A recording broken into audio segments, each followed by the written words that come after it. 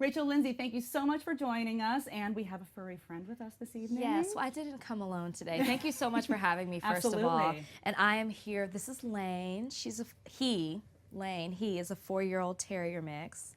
Look at this. Looks just right at home. I know. I'm the puppy whisperer. Well, that's a great title to have for sure. So tell us about Paw Works and what you're doing here today and what a great organization you have. Yes, so I have been working with Paw Works since summer of 2017.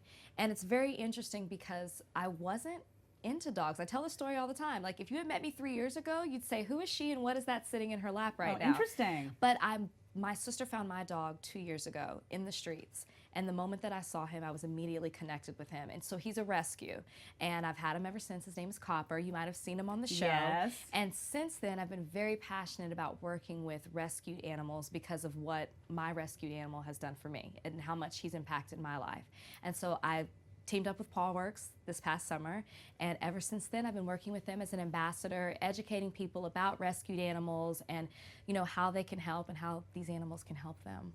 So you had mentioned that you initially weren't a dog person, but it was kind of a love at first sight situation. So Absolutely. It just changed for you like that? It's so funny you say love at first sight because people always ask me, being on The Bachelor, do you believe in love at first sight? Right. Absolutely not. But when it's human to dog, yes. Totally different dynamic. It's a completely different dynamic. And I had love at first sight with my dog Copper.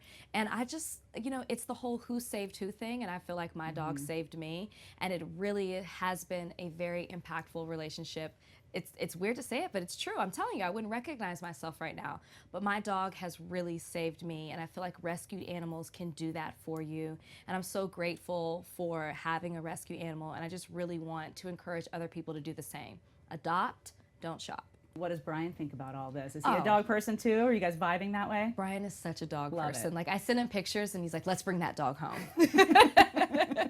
Pretty soon we're going to have our own shelter. The domino effect. That's what Once I you feel. have one, you want to take them all. Absolutely. Yeah, Absolutely. So you have other things coming up as well. Tell us about your podcast. We have the one-on-one sports talk. Yeah, so a lot of people, I know they know I'm an attorney, and they know me as the Bachelorette, but what you don't realize is that prior to all of that, I majored in sports management. I went to law school at Marquette for sports law, so sports is a passion of mine.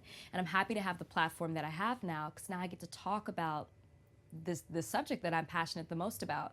And I'm hoping with this podcast, One-on-One Sports Talk with Rachel, to be able to infuse not just sports, but how sports is involved in so many other industries, entertainment, legal, business. I want to talk not just about what's happening in the game, but what's also happening outside of it and the players that encompass that sport.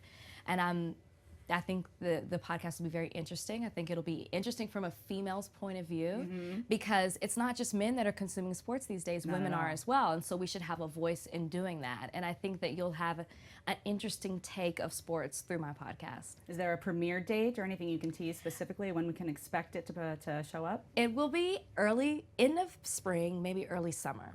That very we're soon. expecting it. Yes, very, very soon. It will be video produced, so you'll be able to watch it. Not sure of the medium that it'll be through at this point, but it will be a video. So I'm excited about that. So on top of everything else, you do manage to practice law here and there as well. So I tell do. us about I your role, do. your role as a senior attorney. It's so funny because the question I get the most outside of Bryan and when is the wedding is, do you still practice law? And I do, but I don't advertise that on social media because I wasn't doing that before. I'm not taking pictures of my clients or me in the practice of It's law. a different brand. Exactly, but I do still practice. I work too hard to have that law degree, and so I'm very blessed that my firm, Cooper and Scully, has allowed me to be flexible, or it has been flexible with my schedule and allowing me to do the things that I'm passionate about, but at the same time, practicing law. So yes, everybody out there, I still practice, and I do civil defense litigation.